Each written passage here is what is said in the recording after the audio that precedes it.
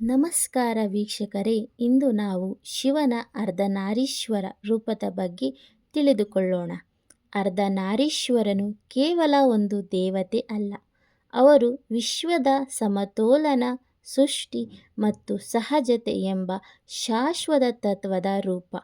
ಅವರು ನಮಗೆ ಕಲಿಸುವುದು, ಶಕ್ತಿ ಇಲ್ಲದೆ ಶಿವನು ಶವ, ಶಿವ ಇಲ್ಲದೆ ಶಕ್ತಿ ನಿರ್ದೇಶರಹಿತ. ಎರಡು ಒಂದಾದಾಗ ಮಾತ್ರ ಪ್ರಪಂಚ ಪೂರ್ಣ. ಪುರಾಣಗಳಲ್ಲಿ ಹಲವಾರು ಕಥೆಗಳು ಸಿಗುತ್ತವೆ. ಅವುಗಳಲ್ಲಿ ಮುಖ್ಯವಾದದ್ದು ಶಿವಪುರಾಣ ಮತ್ತು ಲಿಂಗ ಪುರಾಣಗಳಲ್ಲಿ ದೊರೆಯುತ್ತದೆ. ಅರ್ಧನಾರೀಶ್ವರ ಕಥೆಯನ್ನು ತಿಳಿದುಕೊಳ್ಳೋಣ. ಒಂದು ಬಾರಿ ಬ್ರಹ್ಮನು ಸೃಷ್ಟಿ ಮಾಡಲು ಪ್ರಯತ್ನಿಸಿದನು, ಆದರೆ ಅವನಿಂದ ಸೃಷ್ಟಿ ನಡೆಯಲಿಲ್ಲ. ಯಾವ ರೀತಿಯ ಚಲನೆಯೂ ಉಂಟಾಗಲಿಲ್ಲ. ಅವನಿಗೆ ಪರಮಾತ್ಮನಾದ ಶಿವನು ಕಾಣಿಸಿಕೊಂಡನು.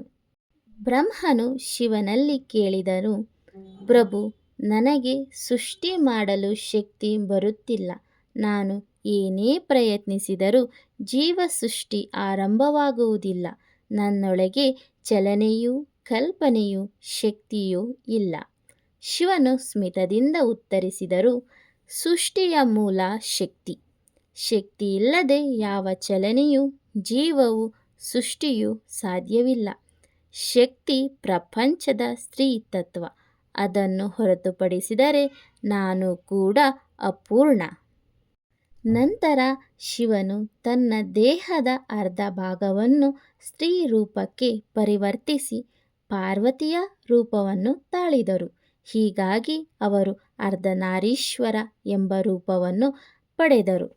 ಶಿವನ ದೇಹದ ಬಲಭಾಗ ಶ್ವೇತ ಪುರುಷ ಜಟಾಧಾರಿ ತ್ರಿಶೂಲಧಾರಿ, ಎಡಭಾಗ ಸುಂದರ ಪಾರ್ವತಿಯ ಸ್ತ್ರೀ ಸ್ವರೂಪ, ಆಭರಣ, ಸೌಂದರ್ಯ. ಈ ದಿವ್ಯ ಸಂಯೋಜಿತ ರೂಪವೇ ಅರ್ಧನಾರೀಶ್ವರರು. ಬ್ರಹ್ಮನು ಅದ್ಭುತದಿಂದ ನಿಂತರು. ಅದರ ಪ್ರಕಾಶದಿಂದ ಮೂರು ಲೋಕಗಳು ಬೆಳಗಿದವು. ಶಿವನು ಈ ರೂಪದಲ್ಲಿ ಹೇಳಿದರು, ಈ ಸ್ತ್ರೀ ಭಾಗವೇ ನನ್ನ ಶಕ್ತಿ. ಅವಳಿಲ್ಲದೆ ನಾನು ಶವ ಅಂದೆ ನಿಷ್ಕ್ರಿಯ. ಅಂದಿನಿಂದ ಶಕ್ತಿ ಅಂದರೆ ಪಾರ್ವತಿ ಮತ್ತು ಶಿವ ಅಂದರೆ ಚೇತನ. ಇವರು ಒಟ್ಟಿಗೆ ಸೃಷ್ಟಿಯ ಮೂಲ ತತ್ವಗಳೆಂದು ಪರಿಗಣಿಸಲ್ಪಟ್ಟರು. ಅದರ ಅರ್ಥ, ಶಿವನು ಶಕ್ತಿಯೊಂದಿಗೆ ಇದ್ದಾಗ ಮಾತ್ರ ಸೃಷ್ಟಿಯ ತತ್ವವಾಗುತ್ತಾನೆ. ಶಕ್ತಿ ಇಲ್ಲದೆ ಶಿವನಿಗೂ ಚಲನೆ ಸಾಧ್ಯವಿಲ್ಲ.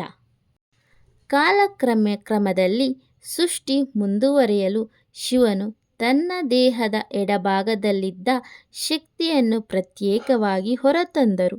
ಈ ಶಕ್ತಿ ರೂಪವೇ ಸತಿ ಅಥವಾ ಪಾರ್ವತಿ. ಸೃಷ್ಟಿಯ ಮುಂದುವರಿಕೆಗೆ ಶಕ್ತಿಯೊಂದಿಗೆ ವಿಶ್ವದಲ್ಲಿ ಚಲನೆ, ಜೀವ, ಕಲ್ಪನೆ, ಸೃಜನ ಶಕ್ತಿ ಆರಂಭವಾಯಿತು.